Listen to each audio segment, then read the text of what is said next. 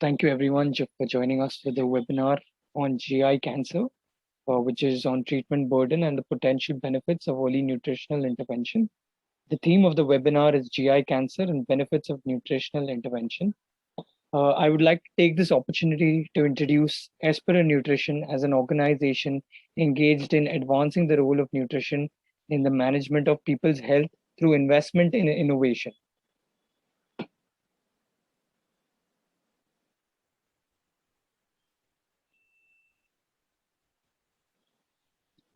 Their complementing main therapy is that they are the global pioneers in prioritizing drug nutrient interactions and toxicity level of drug as an important factor in chronic disease management, with all products being innovation driven and clinically evaluated. They have 7 international patent applicant or holder in the space of clinical nutritional product formulation and allied research. They have 44 robust portfolio products spread over cancer nutrition, respiratory health, gut health, metabolic syndromes, hormonal health, and many more. Just giving a glimpse of the business verticals, they are into onco nutrition, consumer health. They bring clinical nutrition therapy with an evidence based scientific approach to treat and manage NCDs with customized solutions. Then they have the Espera Nutrition Development Center. They have a dedicated research and development center located in Hyderabad, which is based on clinical nutritional formulations for various disease prevention and management space, specifically focused on NCDs and oncology. So without wasting further time, it gives me great pleasure to introduce our first speaker, Dr. Amol Akhade, who's a medical oncologist based at TN Medical College and BYL Nair Hospital at Mumbai. And he'll be talking on the topic current burden and treatment challenges of advanced stomach cancer in India. With that, I'll hand over the mic to you, sir. Over to you, sir. Am I audible? Yes, sir, you're audible, sir. So can we have my screen sharing? Because once again, I have failed to share my screen. I don't know when I will learn. So today, first of all, I'd like to thank the organizers for having given me an opportunity for discussion on the treatment burden and the disease burden and treatment options about advanced stomach cancer in India. So what I'm planning to discuss in the next 15 odd minutes is what is the disease burden of advanced stomach cancer in India, and the discussion is pertinent to the adenocarcinoma of stomach.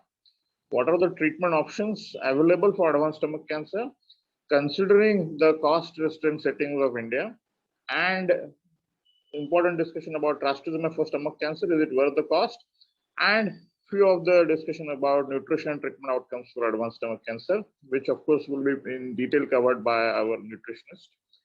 So next. Now, if you see if you do a PubMed search about stomach cancer in India and try to search, is there any randomized control trial Indian data, then you will see that it is almost non-existent. In fact, if you search in detail regarding epidemiological studies or review articles, you will end up finding not more than 10 in last decade. Next. The most cited article is from 2011 by Dr. Dixit, and it had a data of the prior decades. That means we do not have much of the articles about the latest information as far as the epidemiological trends and treatment options and disease burden in India. Next. But there are some interesting articles which I could quote, and these are the two articles about management of gastric cancer in Indian population and gastric cancer in India, epidemiology and standard of treatment, which are recently published. And there is another cancer statistics data from India from 2020. Next. So if you look at numbers, if you see the total number of, this is 2020 numbers taken from the article quoted above, which has said that we have around 13 lakh new cancer patients in year 2020 and 8,51,000 deaths due to cancer in year 2020. Now, just to have a comparison, not that COVID deaths till now is around 4.4 lakhs. Now, that will give us a clear idea that cancer is still a major important problem in our country. And let me remind you, this is numbers taken from cancer registries, which are either hospital-based cancer registries or the RCC-based cancer registries or independent cancer registries. So the actual number may be at least minimum 2 to 3 times than these numbers. Next. Now, if you see the various cancer types, stomach cancer is probably around number 5 for males, and it is not in top 5 for females. Next, the reason is that India is not a hot zone for stomach cancer.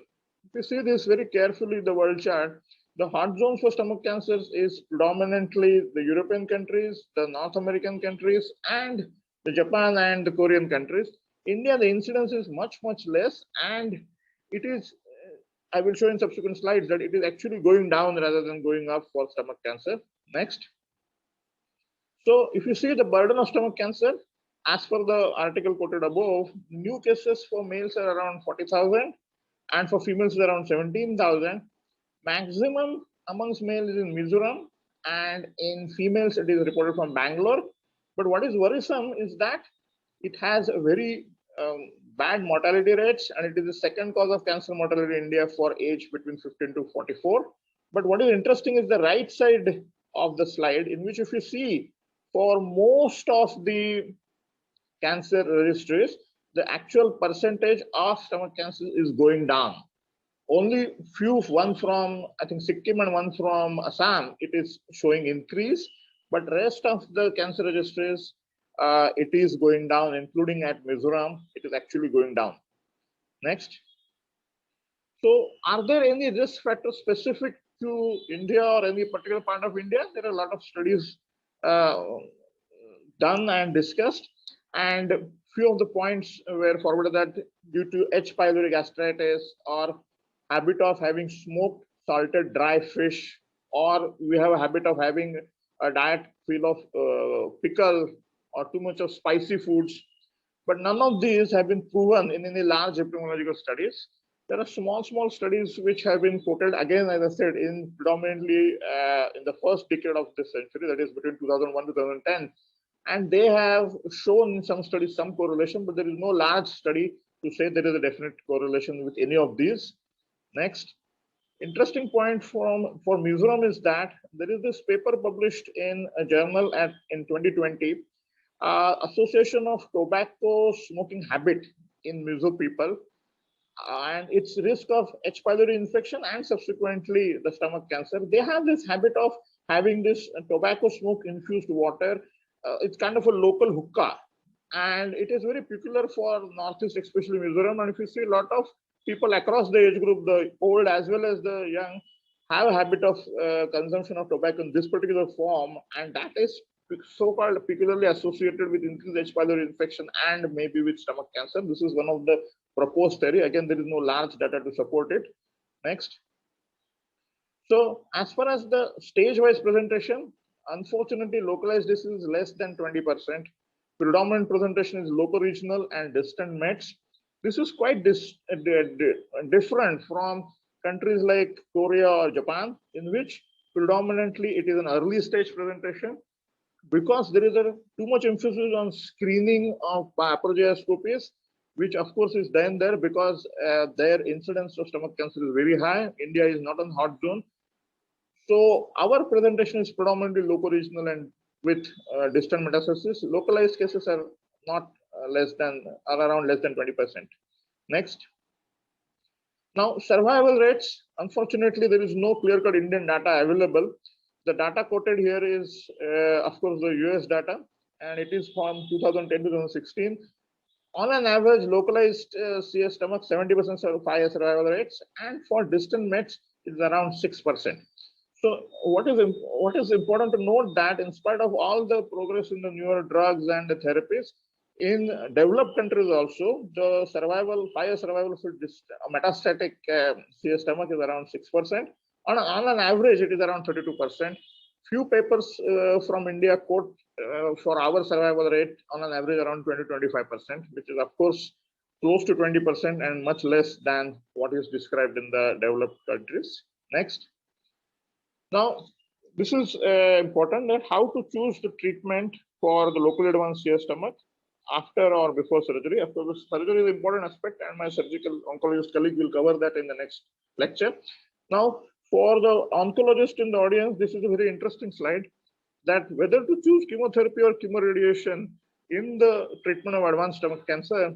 And I will explain this slide step by step, but what it says is that FLOT is better than MAGIC and MAGIC is equal to CROSS. So can FLOT be better than CROSS? So let us explain. It is not as simple as a maths. Next. So what is MAGIC? So this is the trial done in UK in 2006 NEGM publication, in which they give perioperative chemotherapy with epirubicin, cisplatin, and 5-FU. 5-FU was in original MAGIC protocol was 21 days, which no one uses right now. We have modified MAGIC protocol in which we give 3 to 4 days of 5-FU infusions. And this was done in UK. Next. And if you see, those were the time in which we used to have a clean trials and clean treatment outcomes and clean curves. So you can clearly say that there was 13% improvement in OS. There is nothing like PFS improvement and a tendency to the OS improvement. It was a clear-cut 13% improvement in OS, and that is why, even though it is 15 years after the trial, the magic of the MAGIC trial is still there. So next. So this was the prior trial was saying that before surgery and after surgery you take chemo. Now this was that was a UK trial. So of course there is a trial from Netherlands in which they try to give radiation along with chemo based on paclitaxel and carboplatin, and that is the CROSS protocol. It again got published in 2012 in NEGM. Next. And again, it showed improvement in OS up to 49 months from a control arm of 24 months. Doubling of the OS was shown, and that was a significant improvement, of course. Next. So, sorry, can you go back the previous slide? Yes. So this is the trial which established the role of radiotherapy in stomach cancer, and the concurrent chemo arm which was used was predominantly paclitaxel and carboplatin. But there are few trials which was done predominantly in the Korea and Japan, that is Accent 1 and 2, in which they have used cisplatin and 5-FU and capecitabine as the chemo arm. But point to be noted is that the CROSS protocol has paclitaxel and carboplatin, and it has shown the maximum OS benefit. Next. Then by 2019, the FLOT regimen came, in which they used docetaxel plus cisplatin and 5-FU in a perioperative chemotherapy, and it was published in Lancet. Next. And again, it showed the OS up to 50 months. That means MAGIC had 35 months, FLOT has 50 months. So again, this trial shows that the FLOT is better than MAGIC. Next. And ultimately, in ASCO 2021, they did a trial in which called as Neo-AEGIS trial, in which they tried to compare the MAGIC protocol with CROSS protocol, and they end up showing that. Next, that the curves for survival for CROSS and MAGIC are same. So that was the conclusion, that CROSS is equal to MAGIC. That means whether you give radiotherapy or whether you give chemotherapy in perioperative period, the results are same. Next. But now the important question is, because we have already shown that the FLOT is better than MAGIC, so whether the FLOT will be better than CROSS, and that is the next trial. ISOPEC group's trial is a German trial. There is a head-to-head comparison. Again, this is so different from the IO trials, which try to not to have that most of the time try to have a weaker comparative arm, but good clean trials try to have head-to-head comparisons in which there is a FLOT chemo versus CROSS CTRT. By 2024, we will have a result. Next. So basically, the question is to whether to give only chemo or whether to give chemo and radiation. And in like most of the hepatobiliary or gastric cancers, there is a transatlantic bias. That means the European trials favor chemoradiotherapy and the American and British trials favor chemotherapy. Next. So what is to be done in India? Now this is important. See, FLOT is a docetaxel based chemo, which may be more toxic to manage in non-urban settings. We have to understand our predominant population of cancer patients still stays in the interiors of the country. FLOT requires GCSF support. Giving radiotherapy is easier and cost effective due to widespread reach of radiotherapy centers in interiors of India as compared to the chemotherapy centers. CTRT with cross protocol is better, especially for adenosquamous or G-junction tumors. One can give chemoradiation with cisplatin or 5-FU or capecitabine also. For adenocarcinoma, one can give magic protocol if toxicity is difficult to manage, especially in the interior parts with less support system. Plot can be used if compliance for toxicity management assured. And of course, in the end, we need our own data. This is all the European data or the Korean data or the American data or the British data. We don't have our own data. But generally, I will suggest that we should go more for CTRT because our reach of radiotherapy centers is much more as compared to the chemotherapy centers. And concurrent chemo, either with paclitaxel or with cisplatin 5-FU based, is easier to give. Where the toxicity is manageable or assured to be managed, then plot can be used. Otherwise, magic is a reasonably good protocol for our country. Next. Now, for advanced cancers, the debate was much simple. Rather than chemo or RT, in advanced cancer, there is no role of RT, so it is only chemo. It is 2-drug or 3-drug. Whether to give docetaxel, cisplatin 5-FU or platinum and 5-FU. And understand that there is not much difference between the two. Average PFS benefit for both is more or less same. And according to me, hands down in India, one should use platinum plus 5-FU in advanced stomach cancer. It is less toxic. It is much cheaper. That helps you to keep taxanes for second line. That is important. And of course, for third line, one can use irinotecan. For the second and third line, weekly schedules are reasonably easy to manage as compared to 3 weekly schedules. And what is important is that all these drugs, be it docetaxel, cisplatin, 5-FU, or irinotecan, they are all part of national list of essential medicines, and hence there is the price capping, and hence it is reasonably easy to give these chemotherapy protocols for advanced stomach cancer in our country. Next. Now, newer drugs are coming into picture. Ramucirumab, it is a VEGF inhibitor. There are various trials. Single agent trial, regard was negative. Then they tried with platinum in first line. This is our metastatic setting, of course. Renfall was again negative. Then they tried to combine with taxane in second line. And that is a rainbow trial. It is a positive trial with 6 to 7 weeks of OS benefit.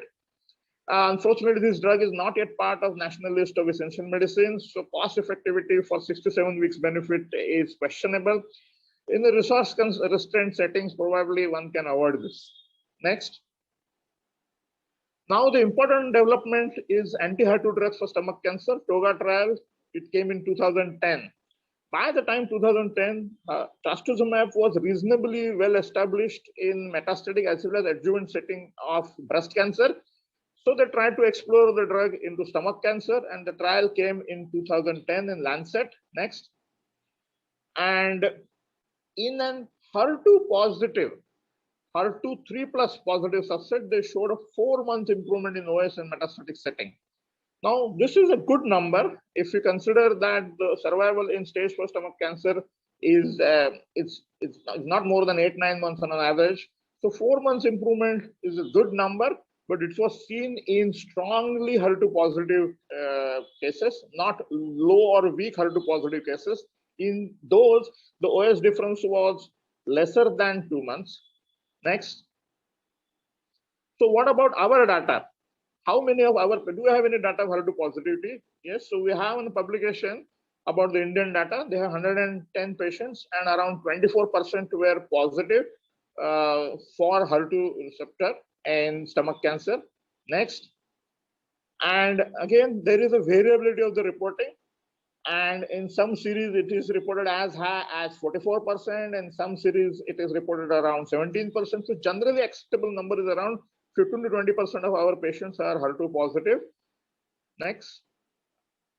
So will trastuzumab work as wonderful in stomach cancer as in breast? Now, if you compare the data from breast cancer and the one from the stomach cancer, if you will notice that it may not be as effective as in breast. In metastatic breast approval trial, the median OS itself was 20 to 24 months. And if you remember the previous slide of TOGA trial, in an HER2 strong positive, it was around 14 months with 4-month improvement. Trastuzumab till date has not shown to be effective in early or post-op setting in stomach cancer. And unlike in breast, where it is the drug in HER2 positive breast in neoadjuvant, adjuvant, maintenance, all kind of settings.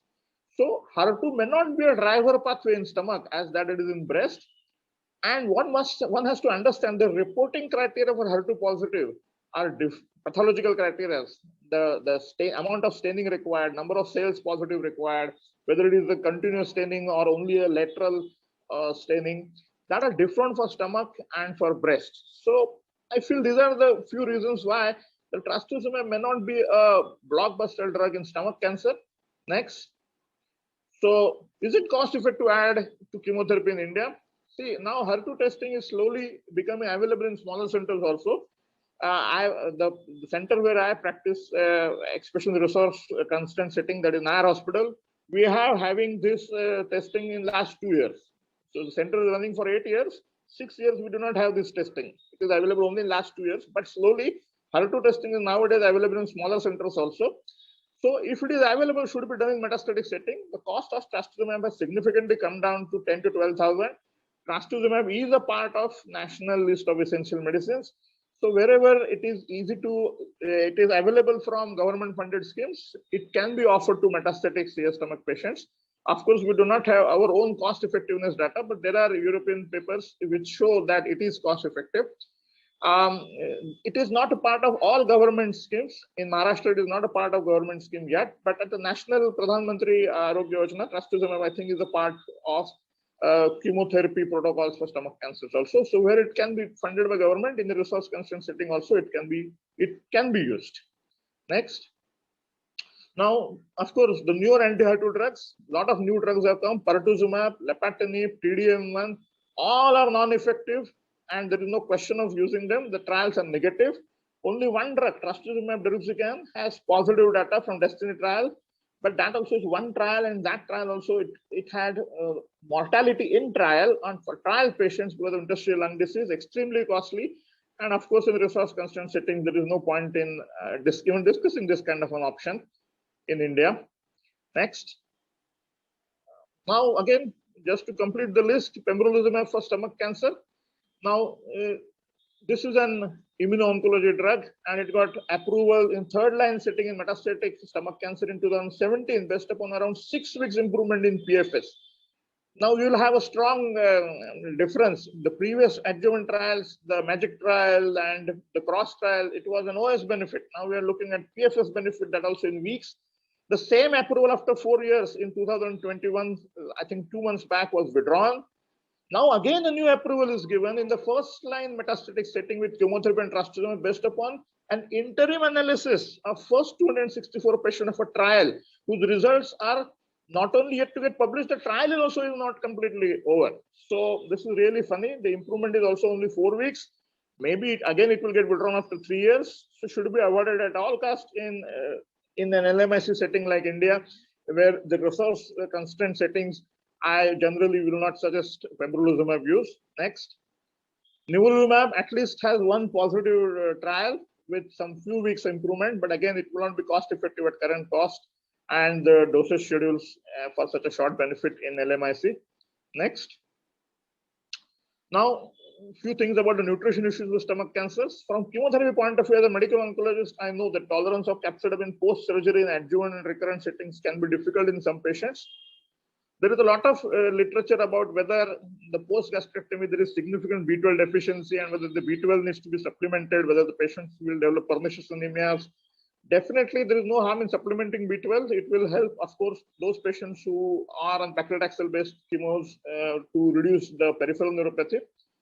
Some patients end up getting post-surgery dumping syndrome that affects their nutrition. Delayed post-operative recovery, especially in baseline nutritionally challenged patients. So the questions I hope which will get discussed today, will nutrition supplement change this? And what is important from an oncologist point of view is how to choose the nutritional supplements from those many available in the market. Next. So this is my last slide. So to summarize, the current treatment challenges for stomach cancer in India are late referral to oncologist. As you see, in most of our cases are picked up in locally advanced or advanced cases and rather than in early stages. The lack of access to basic chemotherapy and radiotherapy for interior of India patients in era of immuno-oncology. most of our meetings, we talk about immuno-oncology drugs. When we have patients, especially when I sit at Nair, we get patients from interiors of Maharashtra, Jalgaon and Latur, and a lot of centers. They come all the way to Mumbai because there is no access to the basic chemotherapy and radiotherapy. And that is something that we need to improve. Of course, there is a lack of Indian data. We are all very busy oncologists, and we need to take time from our busy schedules to have collaborations and pull up some data so we can have some formulation or guidelines for every cancer with LMIC settings or cost resistant setting. There is no point in talking about newer drugs and fancy drugs with few weeks benefit when patients are not able to get basic drugs and basic treatment in our country. Cost is still important point. Almost 70% of our patients have out-of-pocket expenses for whole treatment, for surgery, radiation, chemotherapy, and that is an important hurdle. So to improve overall survival for around 15-20% to the international standard, at least of around close to 30-35%, we require more collaborative efforts and affordable treatment centers. The drugs are affordable, the radiation is affordable, but more and more centers needs to be available, especially in interior parts of India. And I think that will be the way forward. Thank you. Thank you so much, sir. Thank you for the wonderful presentation. We'll move on to the next part of the webinar. Our next topic is complications for gastric cancer patients undergoing laparoscopic gastrectomy. And our speaker is Dr. Venkatachala K, who's a surgical oncologist. He's a visiting consultant at HCG St. Philomena's Hospital and Sakra World Hospital in Hassan at Bangalore. So without wasting any further time, over to you, sir.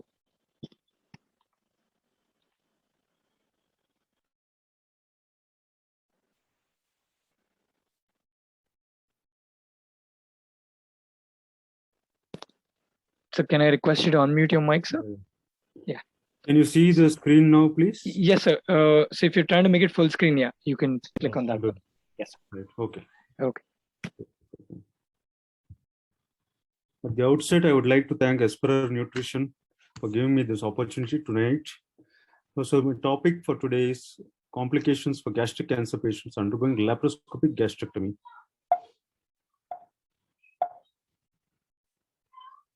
Not able to. Sir, you can use the mouse, sir. No, left hand bottom, I have the controls. So in the era of minimally invasive techniques, laparoscopic gastrectomy represents the most promising approach for improving quality of life for cancer patients, as we have proved it not just for gastrectomy, but for colon cancers, particularly gynecologic malignancies, pancreatic tumors, liver resections. So over a span of about 20 years, the excision range of laparoscopic radical gastrectomy has been extended from distal gastrectomy to more complicated total gastrectomy. And at the same time, the lymph node dissection range has been extended from D1 to the standard D2 for more radical treatments. Today, technological advances, we see high resolution video systems, 3D laparoscopy, and even the robotics, better staplers and stapling devices, better energy devices, and vascular sealing devices. So we have a better opportunity to use these tools to expand the indications for laparoscopic surgery. So more complex cases have been made possible with this technique. Reviews have detailed the utilization of laparoscopic total gastrectomy as the treatment of gastric tumor and demonstrate its potential superiority. We are still not discussing the randomized trials. They are on the way, but there are some positive things that we are going to discuss.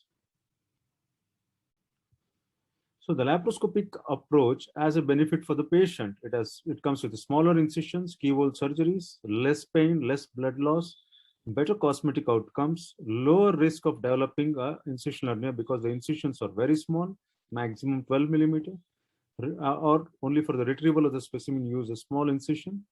Reduction of post-operative morbidity, early recovery of bowel function, less pain, early ambulation because there is less pain, early the breathing pulmonary functions are also better because there is less pain. Chest physiotherapy, other things, breathing improves better, shortened hospitalization, decreased operative time because of the magnification and the dexterity that it provides, because you can visualize the whole abdomen and can manage everything through the same ports. or add 1 or 2 ports. The cost is almost getting balanced because open surgeries get expensive because the prolonged stay. Laparoscopic surgery, the patient can be discharged early, so the cost can be balanced. Complication rates for early gastric cancer after laparoscopic gastrectomy, they range from 4.2 to 23.3% across various studies, and these results did not differ from open surgery. For the surgeon, as I told you, it offers better visualization of the stomach and the whole abdominal cavity is on view. You can see the corners of the liver and look for any metastases, the pelvic deposits, peritoneal deposits, or any other associated or co-surgeries can also be, combined surgeries can be performed. It is definitely technical demanding. Not everybody can do a laparoscopic surgery, particularly when adhesions are present in patients with prior abdominal surgery in the upper abdomen. So you need special skills, special hand-to-eye coordination. You have the fatigue of holding the instruments for long, standing and operating with your arms abducted, shoulder pain, all those issues will come there. Unlike the robotic where you sit and operate. In locally advanced cancers, there are increased chances of conversion to open surgery. As you know, there is a technical difficulty. So, however, given the safety concerns associated with laparoscopic reconstruction of the gastrointestinal tract, I'm talking about a esophagojejunostomy or a gastrojejunostomy, a feeding jejunostomy, many surgeons chose to continue performing laparoscopic assisted distal gastrectomy. Means that they will do the resection and the lymphadenectomy, but do the anastomosis by making a small laparotomy incision, mini laparotomy, taking out the specimen and finishing the anastomosis. But totally laparoscopic distal gastrectomy remains less well developed as it is technically more demanding. Here I've shown a few images where the stomach bed is being exposed with the omentum lifted up. You have to identify the gastroepiploic vein, the superior mesenteric vein, and all these things have to be handled delicately. Right, the right gastroepiploic vein, gastroduodenal trunk, pancreatic duodenal artery, all these have to be carefully detected without feeling them under vision of laparoscopy. Of course, we have the advantage of narrowband imaging and immunofluorescence so that you can see for any suspicious nodes under laparoscopic vision. So once the left gastric artery, the right gastroepiploic arteries are taken, and then with good magnification, you'll be able to dissect. Of course, these surgeries are better for early gastric cancers than for locally advanced gastric cancers. Then comes the anastomosis. After it's resected, you see that the gastric remnant, the pouch, and the jejunum being anastomosed using a linear stapler. Then through the gap created by the linear stapler, an nasogastric tube can be positioned across the anastomosis. So to decompress the jejunum, and then you can close that defect with a suture. So it's technically possible. It is not that it is difficult. It has been done at many centers. The only thing is that it cannot be done in all the centers, and it needs special skills, special expertise in laparoscopy to do these things. So overall morbidity and mortality rates for laparoscopic total gastrectomy were around 20.3% in a large study of 448 patients, and the mortality was 0.2%. So that is reasonably good comparable with open surgeries.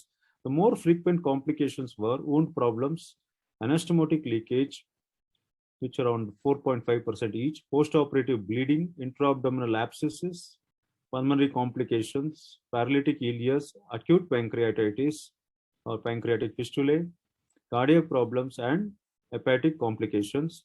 The incidence of paralytic ileus was more with stage 2 or stage 3 surgeries than with stage 1.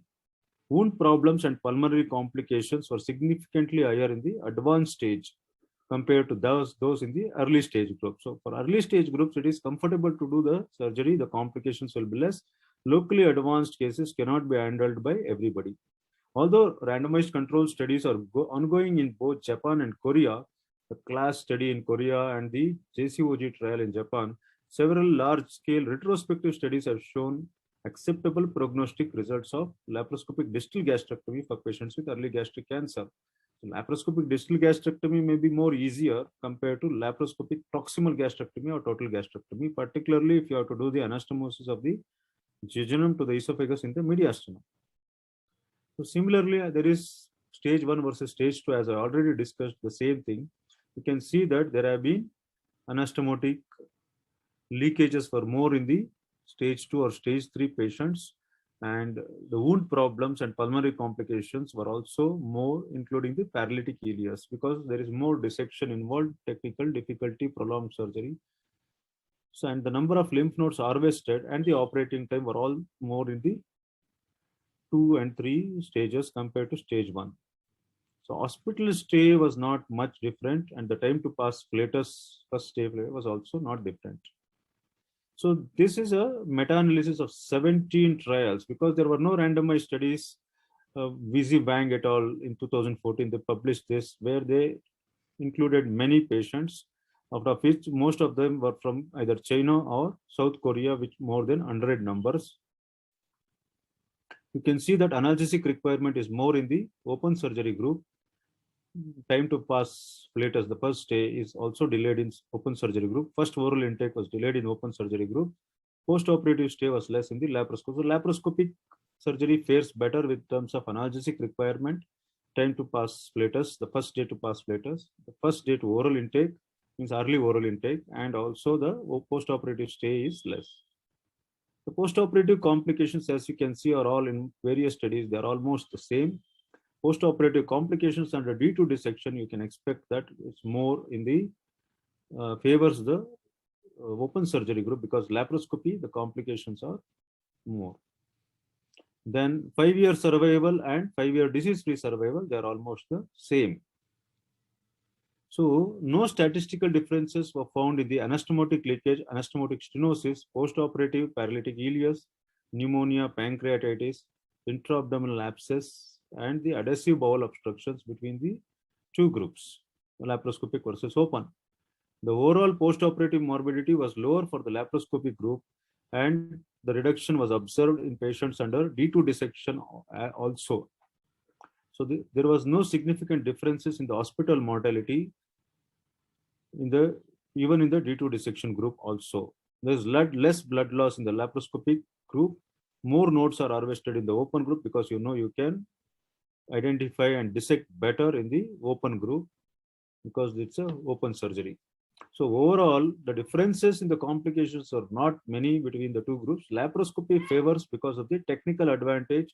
There is less retraction of the muscles.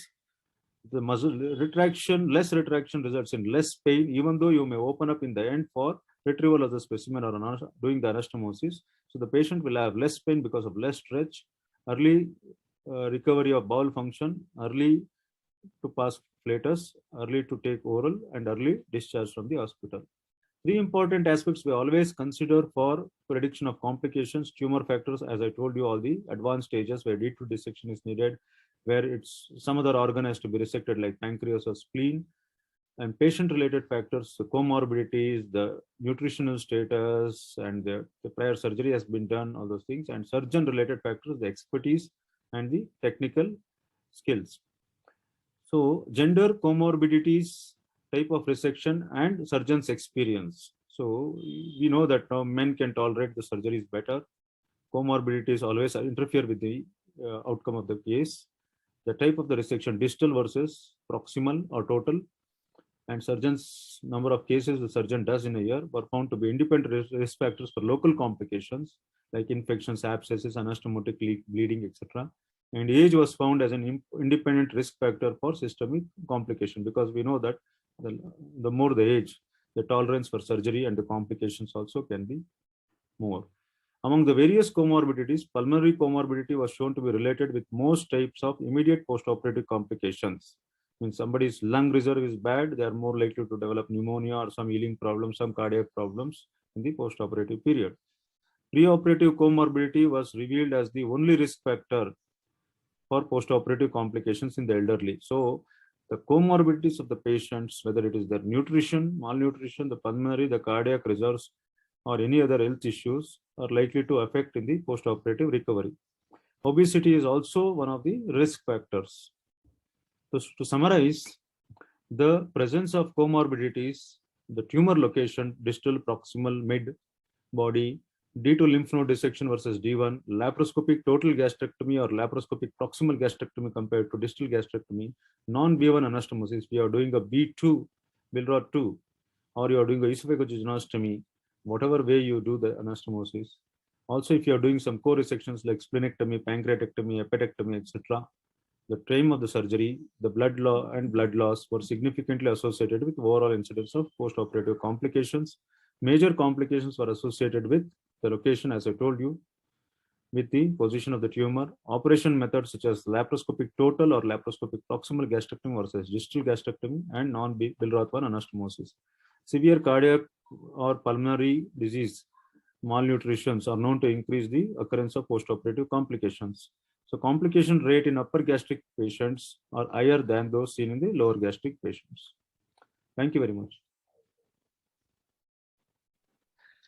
Thank you so much, sir. We request you to stay back. We'll move on to our next topic, which is nutritional preconditioning in GI cancer with both operable and advanced disease. Our speaker is Dr. Sujatha Stephen, who's a clinical nutrition manager at Yashoda Hospital, Hyderabad. Over to you, ma'am.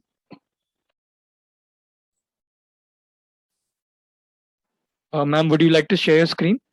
Yeah, I'll share it. Okay, ma'am, you can share over the screen.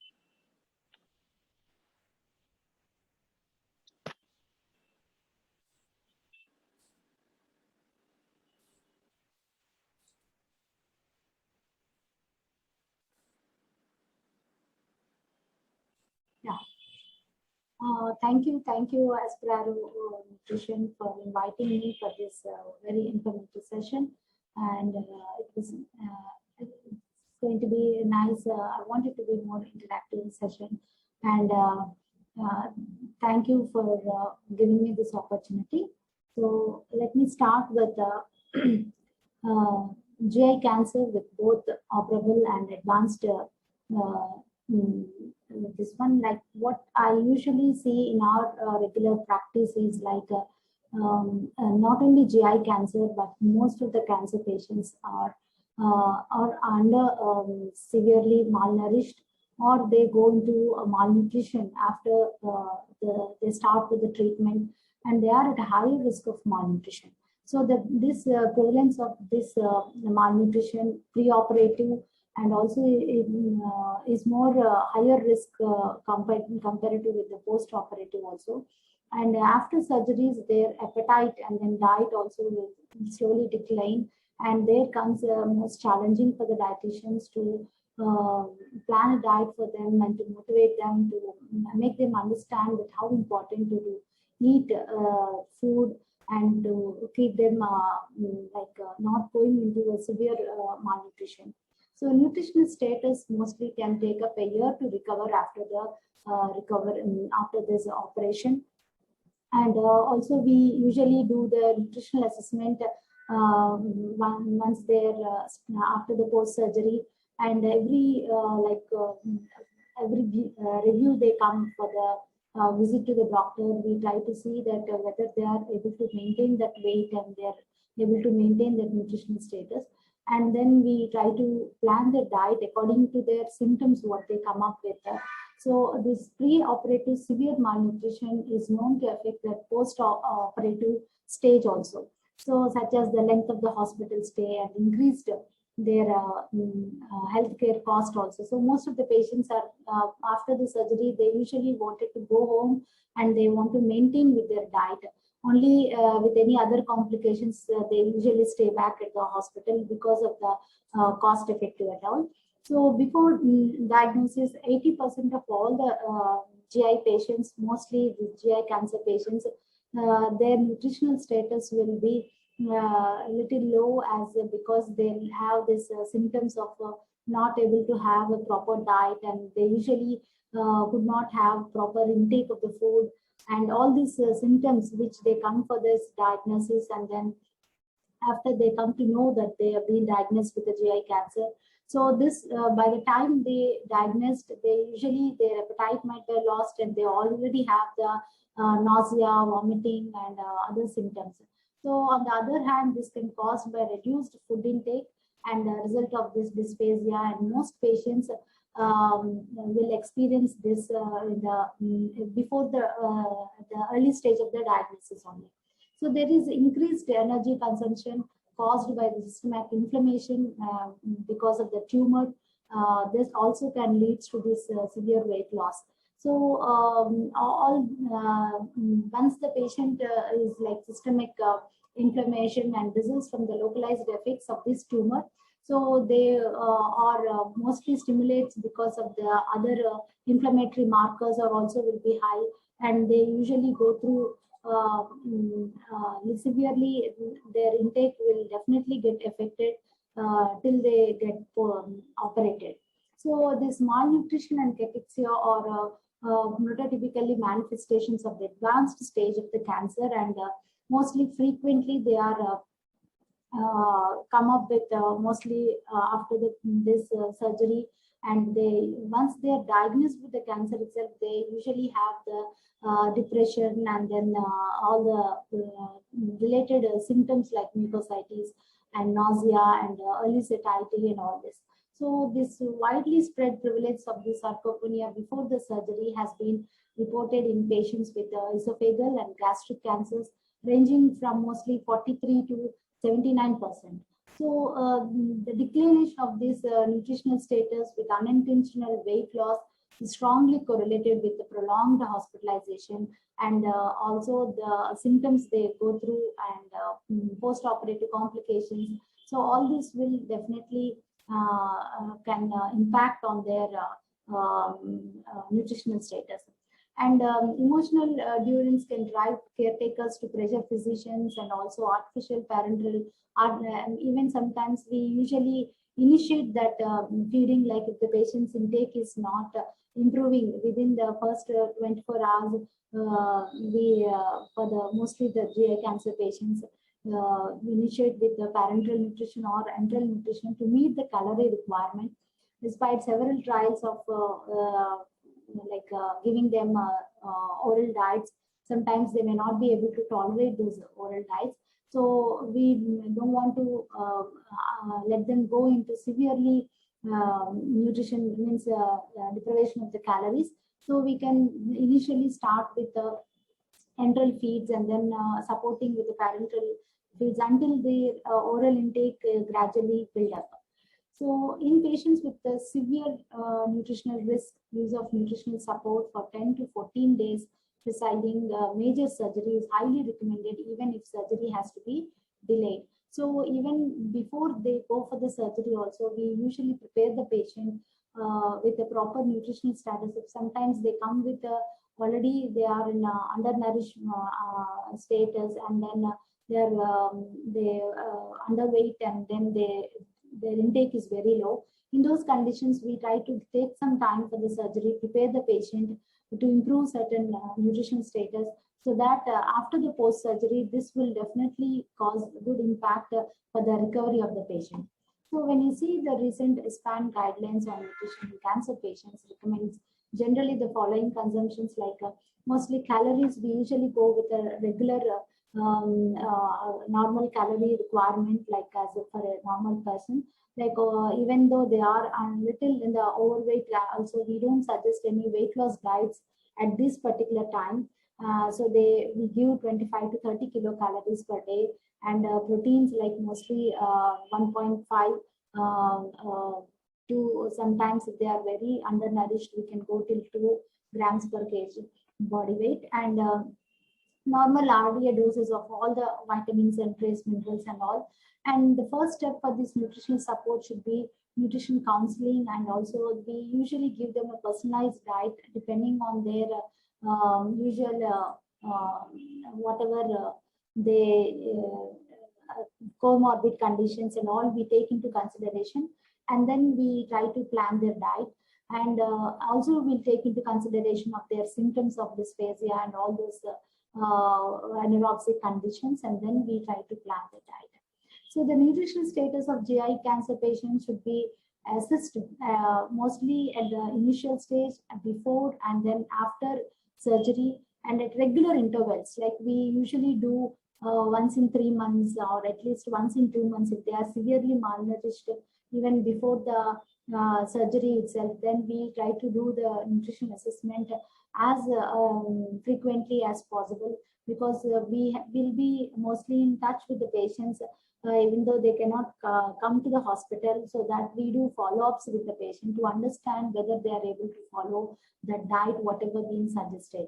So severe nutritional risk is defined by the presence of at least one of the following: weight loss like 10 to 15% within 6 months, and BMI is 18 point less than 18.5, and SGA grade C, and severe serum albumin concentrations are low. And means in this conditions, like we usually take SGA nutritional status as a tool for assessing their nutritional status. And in patients undergoing surgery and preoperative, mostly enteral nutrition, preferably with immune modulating substrates like mostly omega-3 fatty arginine and fatty acids and nucleotides. All this we usually try to make up with the kind of supplements. We try to put them on to understand whether they're able to recover, and then they'll be able to support this surgery status and then the post-recovery stage. So key aspects of this perioperative care includes mostly integration of nutrition into the overall management of the patient, avoidance of long periods of preoperative fastings, and we try to re-establishment of the oral feedings as early as possible after the surgery, because most of the conditions in the GI cases, like not only in the cancer cases, but even any gastric cases, we usually put them on NBM for at least 24 hours or 48 hours, so that the patient should not get any kind of aspirations or any oral intakes. We usually delay it. But in these conditions, like in GI cancer patients, we try to, as early as possible, we try to give. And as soon as the nutritional risk becomes apparent, the metabolic control and then even the blood glucose levels, we try to monitor, and based on that, we try to initiate the feeding. So reduction of the factors activating the stress-related catabolism or impaired GI function, and minimizing the time on paralytic agents for ventilator management in the post-operative period, early mobilization to facilitate this protein synthesis and also the muscle function. So in these conditions, usually after the surgery, if the patient is doing well, we start with the oral clear liquids kind of stuff, or if the patient has gone into a critical condition with a ventilator management and all, in those conditions, we try to make sure that the early initiation of the enteral feeds or the parental feeds, so that then that gap of the nutrition feeding will not be there. So improvement is outcome may be achieved by appropriate risk assessment and pre-optimization and use of multi-modality treatment and centralization of the cancer surgeries, use of minimal invasive techniques, and then the enhanced recovery. So in various studies, the perioperative intake of ONS is mostly enriched with the immunomodulant substance for 5 to 7 days, reduce post-operative morbidity and the length of the stay.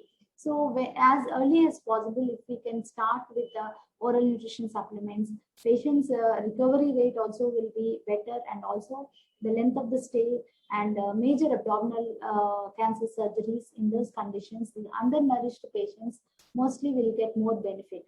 So, and even the RCT showed that perioperative immunomodulating formulas were effective in both undernourished and well-nourished GI cancer patients. So minimizing this preoperative and fasting, like mostly we usually for GI conditions, the fasting is maintained 6 hours minimum. But depending on these conditions, we usually 6 hours for solid food and 2 hours for clear fluids, and even carbohydrate drinks like 2 to 3 hours before surgery is recommended, so that the patients will can cope up with that post-operative response.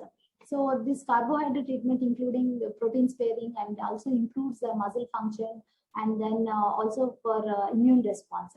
So their studies shows that preoperative carbohydrate treatment reduces this post-operative insulin resistance, and also does not increase or decrease the post-operative complications rates compared with the placebo or the fasting. So in addition to this nutrition screening, preoperative nutritional support for those at higher risk for malnutrition and preoperative carbohydrate treatment, potential novel targets for pre-optimization has mostly explored that, including the vitamin D supplementation and also the hemoglobin optimization and then immunonutrition. So these are the things which we have to main focus on when you are restarting the feeding for the post-operative conditions. So there are certain perioperative cancer management, mostly where we usually take into this the strategies like regular nutrition screening and assessment we usually do, and diagnostic assessment, and then for the patients to preoperative, as we said, that 6 hours for solids and 2 hours for clear fluids and carbohydrate drinks for 2 to 3 hours before the surgery, and post-operative, mostly early initiation of the enteral feeds preferred over parenteral nutrition. So if the patient is tolerating enteral feeds, better we go with the enteral feeds, and slowly we try to support the patient to go orally, or sometimes even total parenteral nutrition also we try to give to simultaneously to support the patient. So these are the strategies like long-term impaired gastrointestinal function, and we usually focus on the patient's nutritional status, how we can improve that micronutrient status and effect of the supplements, whatever the supplements we suggest for the patient after the post-surgery can definitely show an impact on their nutritional risk grades. So these are the grades usually, like the first grade, like patients not malnourished who are normal patients and surgery with a low risk of complications. And NG2 is mostly patients not malnourished and presence of at least one risk factor for malnutrition. Like sometimes they might have the comorbid conditions or any other conditions where surgery with high risk of the complications. Whereas NG3 is malnourished patient and then the surgery with a low risk of the complications. Patient is like before surgery is already a malnourished patient. And NG4 is like malnourished patient and surgery with a high risk of the complications. So mostly any patient with a nutritional grade of 2 or 3 should have the benefit of preoperative nutrition management and dietary counseling and nutritional supplements. So this we assess before the surgery, and the nutritional supplements or enteral or parenteral nutrition we usually start immediately after the post-surgery. And NG4 should mostly receive that preoperative nutritional support and enteral and parenteral nutrition for at least 7 to 10 days. And when preoperative nutrition supplementation is indicated, whether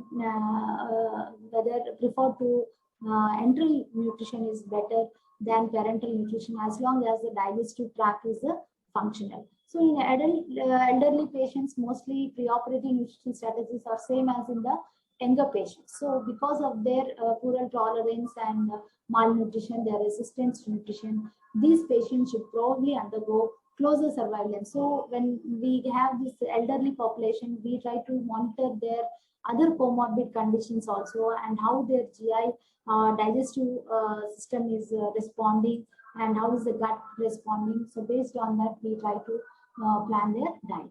And this is the effective surgeries, like when they have this elective surgery, how to optimize their diabetic condition. So first we focus on how to bring their sugar levels in control. And if the patient is on overweight, we don't put them on any low calorie diet before if they are planning to go for the surgery. But post-operative surgery, once the patient is recovered, then we suggest them putting on a healthy diet where they can also manage their weight and also with their healthy lifestyle. And preoperative fasting conditions also we try to monitor, and we try to maximize that fasting conditions. So start with the clear liquids diet or with a lighter meal. So early oral alimentation begins within 24 hours if there is no surgical any contradictions are not there. So we try to start with a early nutrition supplementation. So the diabetic cancer patients are usually have a higher risk of malnutrition and micronutrient deficiency. And because of these dietary restrictions and the effect of this hyperglycemia and to bring their sugar levels in control. And also we have to monitor their how their micronutrients also. So the combination of this malnutrition and diabetes, mostly it will develop the complications like delayed wound healing or the scar calcification, or results in increased hospital stay. So preoperative diagnosis of malnutrition in the adult patient should automatically trigger such of underlying diabetes. So that's why we usually assess the patient preoperative and start with the proper nutrition and then prepare the patient so that the post-operative complications can be reduced. So these oral nutrition supplementation and enteral nutrition products are specifically designed for diabetic patients, like which are low in sugar, like which can help the patient to maintain the glycemic equilibrium also. So it is nevertheless essential to specially adjust the insulin and also the hypoglycemic medication treatments. Like here, that sugar management is also very important, so that patient will usually can identify where the patient has gone through the nutrition status, it's like very undernourished or severely malnourished risk. So here the nutrition plays a very important role in preoperative management of the cancer patients, and it helps in delaying the post-operative complications. So early diagnosis plays a major role in preoperative management of the cancer patients, and mostly the oral nutrition supplementation can be a part of the patient care management. Thank you. Thank you so much, ma'am. With that, we'll move on to the discussion part of the webinar. So once again, I'll just remind our audience that you can put your questions in the chat box and our experts would be happy to take them. Till that time, if Dr. Amol or Dr. Venkatachala have any comments, we would welcome them. Or even if Dr. Sujatha ma'am has any comments.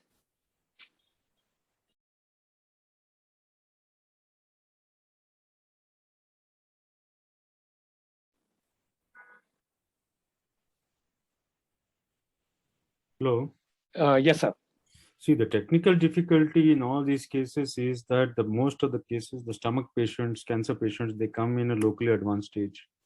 So you will end up with having a patient with obstruction, or you will have a patient with severe malnutrition. They would have received preoperative chemotherapy or chemoradiation, like in esophagogastric junction cancers. So you will have to first, you may have to take them immediately for surgery because they have obstruction, and you won't have much time to correct their nutrition. So perioperative nutrition is so important. As much as possible, try to give some nutritional supplementations, IV, oral, carbohydrate rich feeds up to 2 hours before surgery can be given.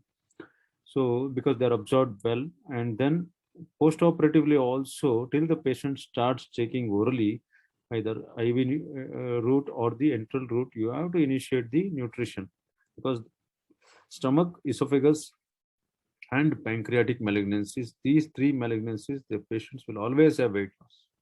So they, because that is the upper part of the alimentary tract is the main place where the food is digested and absorbed. So, and the digestive juices are also produced.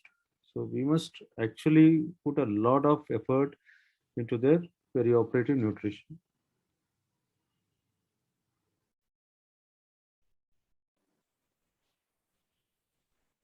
Thank you so much, sir. Amol, sir. Yeah, hello. Yes, sir, we can hear you, sir. I agree that the nutrition plays an important aspect, especially in our country when most of the patients have baseline itself malnourishment and nutritional issues, and any upper digestive tract cancer, especially stomach or pancreas or esophagus, is going to cause further problems, both in surgery as well as chemotherapy. And there should be an emphasis on systemic nutritional evaluation and supplementation of the same, both during chemotherapy, during surgery, after surgery, and in the maintenance phase also, so that the patient has an overall better chance of recovery.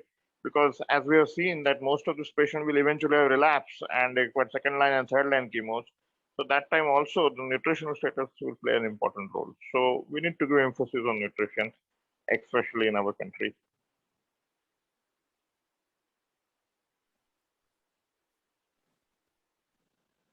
Thank you, sir.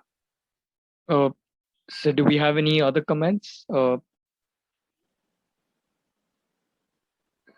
No, I think that should be the end of the. Okay, thank you so much, sir. With that, we'll come to the end of the session, and I will now request Ms. Swati Nambiar, who is the product manager at Esperer Onco Nutrition, to please give the vote of thanks. Over to you. Thanks, Kashish. So, good evening, everyone. It's an honor for me to get this opportunity to thank all the dignitaries. On behalf of Esperer Nutrition, I would like to express my gratitude to all the esteemed speakers, Dr. Amol Akhade, Dr. Venkatachala, and Dr. Sujatha Stephen, for their impactful contribution to make this webinar insightful and a success. I would also like to extend my gratitude to all the attendees for taking time out of their busy schedule to grace this event. Also, can't end this event without thanking Kashish and team Kavina Creations for their technical support. Esperer Nutrition is definitely looking forward to more such scientific associations. Thank you, everyone.